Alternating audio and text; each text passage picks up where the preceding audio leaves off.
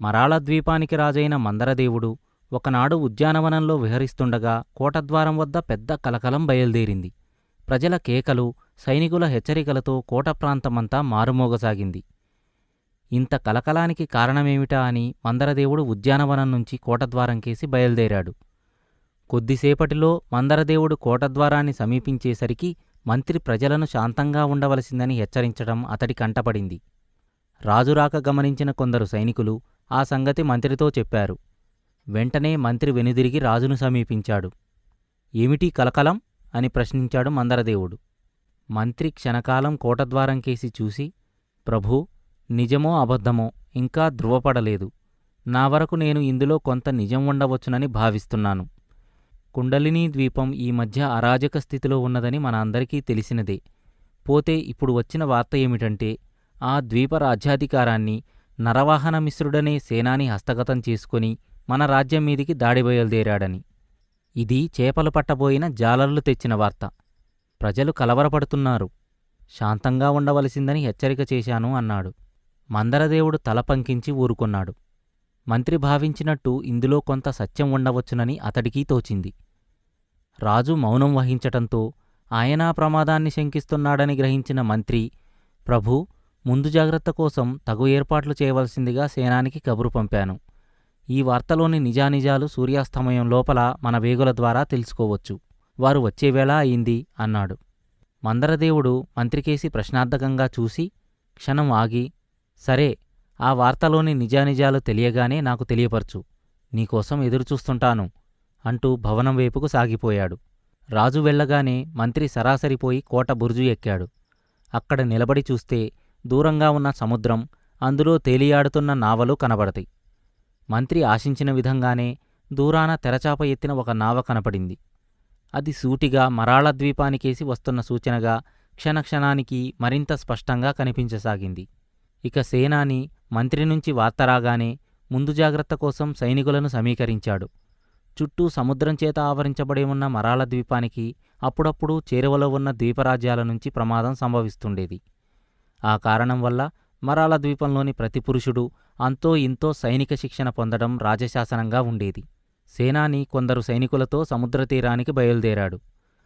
మరాళ ద్వీప నావికాదళం కూడా అవసరమైతే శత్రునావలతో యుద్ధానికి తలపడేందుకు సిద్ధమవుతోంది. శంఖనాదాల ద్వారా, చాటింపుల ద్వారా ప్రతి నావికుడు సముద్రతీరాన ఉన్న తమ తమ నావలకు రావలసిందిగా ఆజ్ఞాపింపబడ్డాడు. కోట బురుజుపై ఉండి ఈ సన్నాహాలను చూస్తున్న మంత్రి సేనానుల జాగ్రత్తకు, విధి నిర్వహణలో వారు చూపుతున్న శ్రద్ధకు చాలా ఆనందపడ్డాడు. కాని మంత్రి పొందిన ఆనందం అంతలోనే ఆదుర్దాగా పరిణమించింది. వేగులు వస్తున్న నావకు వెనుకగా కొంత దూరంలో హఠాత్తుగా నల్లని మేఘాలు కమ్మినట్టయింది. ఇది తుఫాను సూచనేమో అని మంత్రి అటు పరికించి చూసేటంతలో అవి మేఘాలు కావని, కొన్ని యుద్ధనావలు గుంపుగా మరాళ ద్వీపంకేసి రావటమని అతడు గ్రహించాడు. ఆ మరుక్షణంలోనే ఆ యుద్ధనావల నుండి నల్లని పొగలు బయలుదేరినాయి. కొద్దిసేపటికల్లా నూనెగుడ్డలు చుట్టి నిప్పంటించడం వల్ల మండుతున్న కొన్ని బాణాలు వేగులు వస్తున్న నావమీదికి రాసాగినాయి.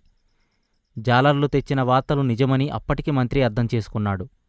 ముందు ఏ హెచ్చరికా ఇవ్వకుండా, యుద్ధ ప్రకటన కూడా చేయకుండా పరదేశాల మీద దాడి చేసే కొత్త సాంప్రదాయాన్ని, కుండలినీ రాజరికాన్ని హస్తగతం చేసుకున్న నరవాహనమిశ్రుడు ప్రారంభించాడని మంత్రి పళ్ళు కొరికాడు.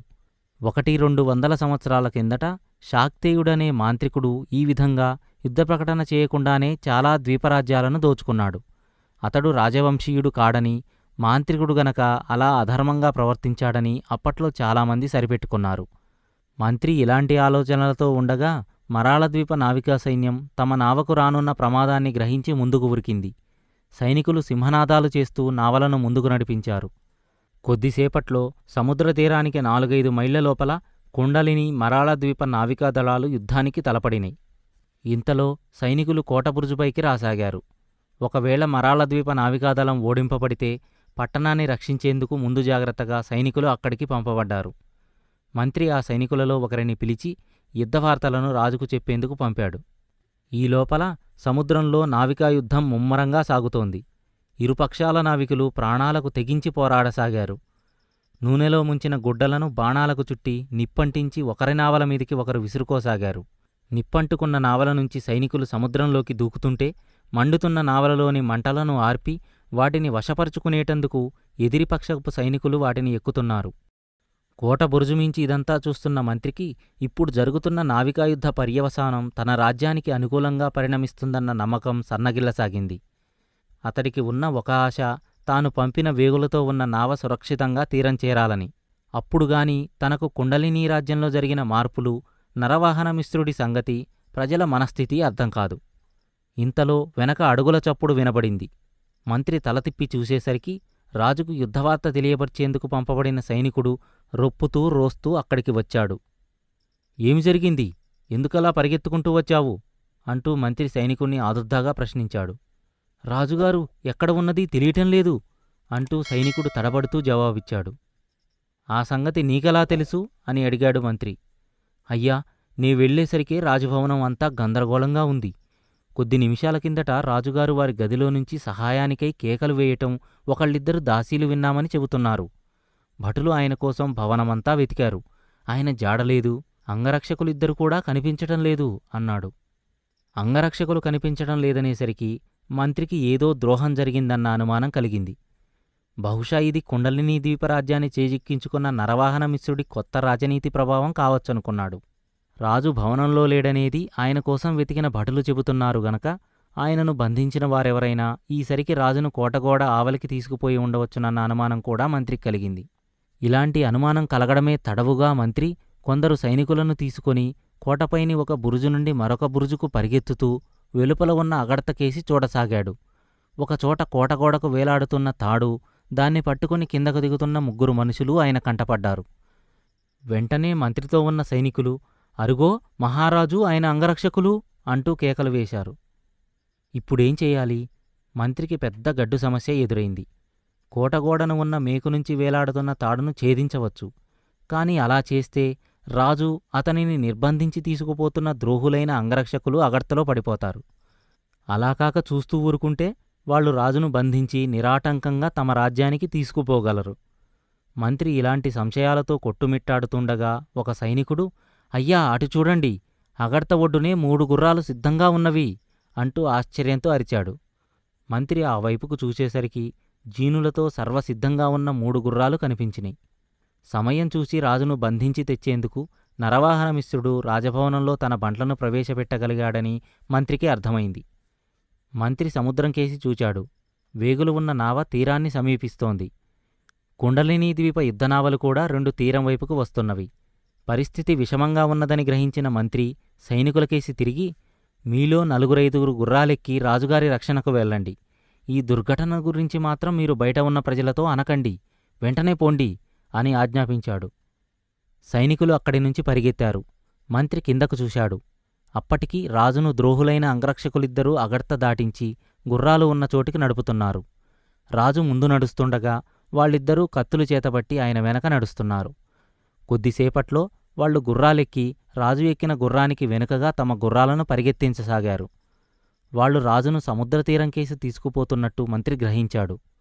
ఇక రాజు రక్షణకై బయలుదేరిన సైనికులు 4 గుర్రాలెక్కి బయలుదేరారు. వాళ్లు కోట తూర్పు ద్వారం నుంచి బయటపడి కొద్దిసేపట్లో రాజును బంధించి తీసుకుపోతున్న ద్రోహులకేసి తమ గుర్రాలను పరిగెత్తించసాగారు. గిట్టల చప్పుడు విని వెనుదిరిగి చూసిన ద్రోహులు ఇద్దరూ తమను సైనికులు వెంబడిస్తున్నారని గ్రహించి రాజు వీపుకు తమ కత్తులను గురిచేసి ఆయనను వేగంగా గుర్రాన్ని పరిగెత్తించవలసిందని ఆజ్ఞాపించారు. కోట బురుజుపైనుంచి ఇదంతా గమనిస్తున్న మంత్రి ఒకమారు బంధితుడైన రాజుకేసి, మరోమారు తీరాన్ని సమీపిస్తున్న శత్రునావలకేసి చూస్తూ, మరాళదేవి, నీ భక్తులను కఠిన పరీక్షకు గురిచేస్తున్నావా అంటూ హృదయం మీద చేతులు పెట్టుకొని ఆకాశంకేసి తల ఎత్తాడు. మరుక్షణంలోనే ప్రళయ భయంకరమైన పెళపెళ రావాలతో ఉరుములు మెరుపులు ప్రారంభమై మరాళద్వీపాన్ని దద్దరిల్లజేసినాయి. మంత్రి నివ్వెరపోయాడు. మిగతా కథ తరువాయి భాగంలో.